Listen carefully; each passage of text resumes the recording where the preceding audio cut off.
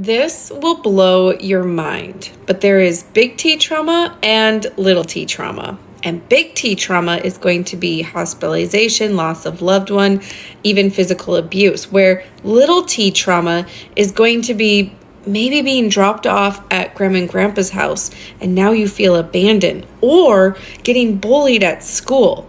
Now, this is where it'll blow your mind, but little t trauma can actually affect you just the same as a big T trauma.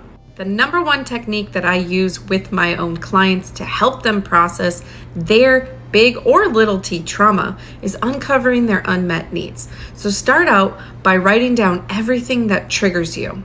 So for the next 3 days, I invite you to bring out a journal with you everywhere that you go. And anytime that you get emotionally triggered or feel anxious, start writing down what you were doing, what you were thinking, and what was triggering you, if you can pinpoint it. And make sure to snag my free exercise, Uncovering Your Unmet Needs, for the last part of the exercise. And I'm proud of you.